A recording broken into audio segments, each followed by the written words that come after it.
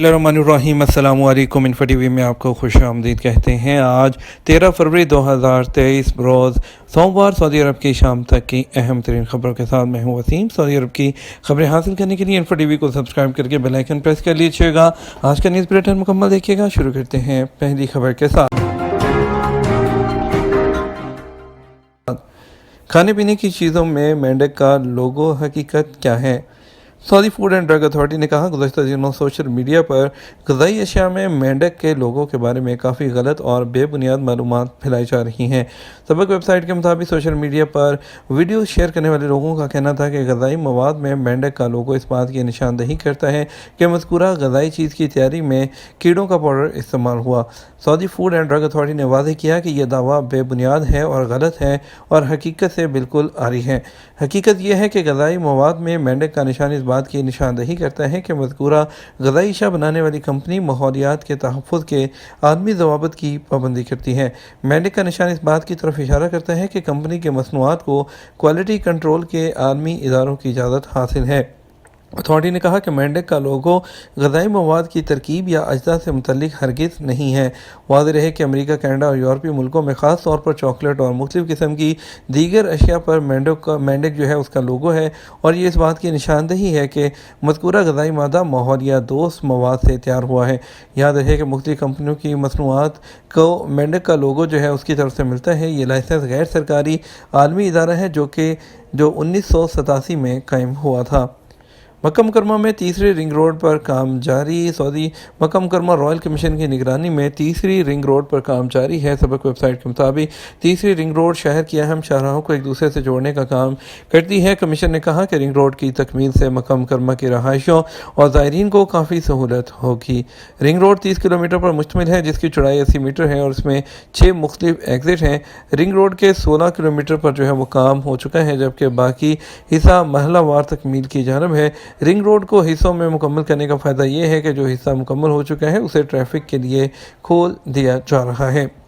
Saudi अरब में पीर से जुमे तक मौसम गैर मुस्तहकम सर्दी बढ़ेगी।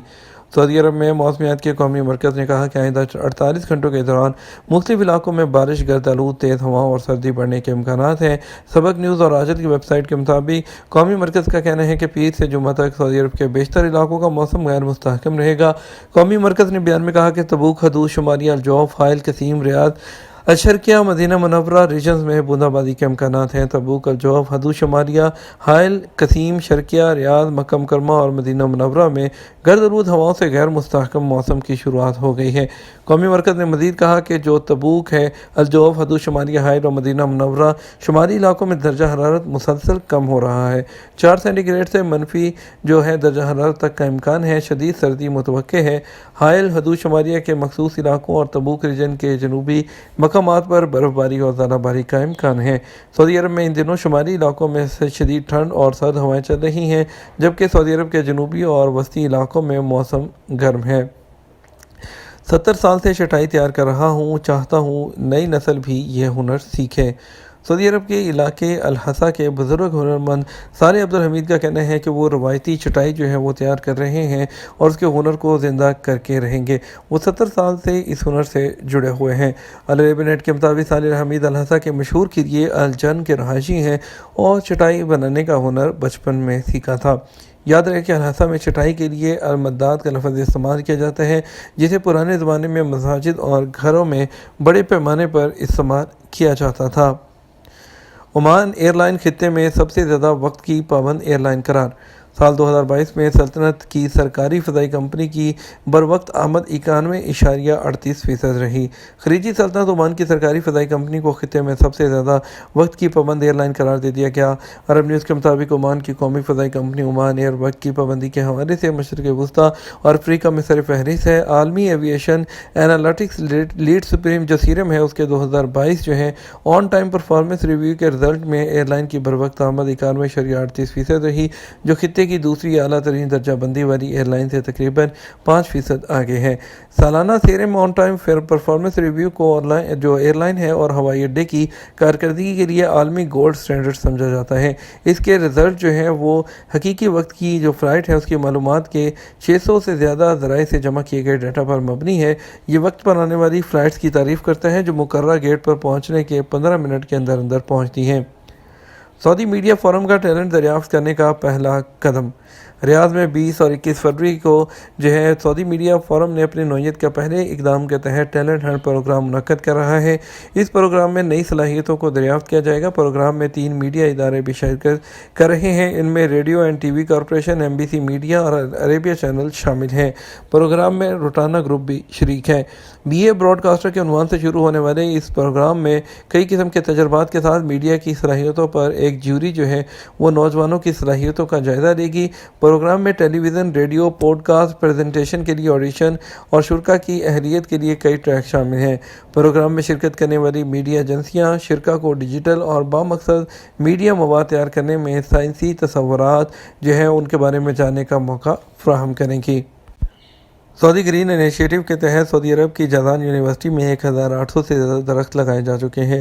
سعودی پریس ایجنسی کی ایک حالیہ رپورٹ جو ہے اس میں بتایا گیا ہے کہ یونیورسٹی جو کیمپس ہے اس کے ارد گرد جو ہے متعدد مقامات پر کھجور کے 2700 درخت لگائے گئے اور ایک بڑے رقبے پر جو ہے وہ گھاس بھی اگائی گئی ہے۔ درخت لگانے کے لیے جو ہے اس جگہ کا انتخاب سعودی گرین انیشیٹو 2030 کے تحت کیا گیا تھا، جو کہ گرین ہاؤس گیسز کے اخراج کو کم کرنے اور 10 بلین درخت لگانے کا سرکاری پروگرام ہے۔